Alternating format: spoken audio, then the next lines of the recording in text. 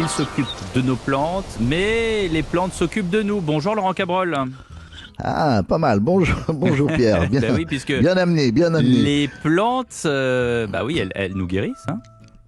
Bah oui, vous savez que elles guérissent dans la nature, elles ont une importance considérable. On sait que les grands singes, par exemple, sont capables de reconnaître 40 espèces différentes pour se soigner.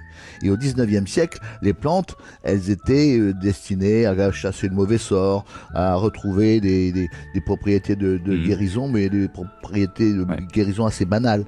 Et puis aujourd'hui, tous les grands laboratoires pharmaceutiques ont leur jardin botanique et vont puiser dans la nature des molécules qui seront les médicaments de demain. Donc nous pouvons non pas chercher des médicaments dans notre jardin, mais nous pouvons essayer de nous soulager. J'ai pas dit guérir parce qu'on n'a pas le droit, j'ai dit soulager avec des plantes qui seront dans notre jardin dans 1 mois et demi si vous voulez les planter. C'est ça, on peut les cultiver soi-même. Hein. Oui, et puis les cultiver. Alors vous commencez maintenant à mettre quelques graines si vous le voulez dans votre semoir pour que ensuite elles puissent se prospérer et les remettre en terre dans 1 mois et demi. Il y a la sauge, le pissenlit, l'ortie, le coquelicot, la prime vert, le lin, la lavande, l'arnica, le chicorée, le millepertuis, le frêne, l'eucalyptus, l'aubépine. Il y en a énormément. Toutes ces plantes-là que je viens de citer, l'angélique aussi, vous pouvez les mettre dans votre jardin et vous allez vous en servir pour vous soulager. Et lesquelles sont les plus accessibles pour nos jardins ? Bah d'abord, le problème, c'est qu'il faut savoir, quand on les a récoltées, comment les conserver et surtout comment les transformer en produits que l'on peut consommer. Alors certaines sont sauvages, d'autres domestiquées, mais alors il faut faire des masques de décoction, des macérations, des bains de bouche, des lotions, des boissons, des fumigations, des cataplasmes, tout ceci de manière différente en fonction des plantes. Et quelques exemples, est-ce que vous pouvez nous parler du pouvoir du souci, par exemple ?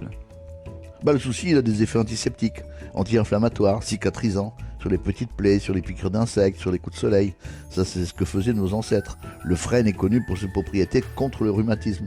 Et il a une action diurétique aussi. Il y a la prime vert aussi. La prime vert, elle est recommandée contre les rhumes et les bronchites. Il y en a un que vous connaissez, chers amis, certainement. Oui, alors lequel ? Oui, le millepertuis.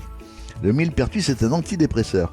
Et il est connu pour nous tous par un terme que vous connaissez bien, c'est le Prozac. Ouais. Donc le Prozac, ça c'est la formule chimique. Ouais. Mais moi je connaissais le whisky, mais bon, c'est ça dépend. Single malt, généralement ça marche assez bien. Si vous voulez pas prendre de Prozac, eh bien vous prenez un millepertuis. Le millepertuis à haute dose, c'est vraiment un antidépresseur moi je l'ai testé, qui est vraiment très intéressant. Le coquelicot tout beau, tout rouge, il sert à quoi ? Alors ça c'est pour les troubles de sommeil.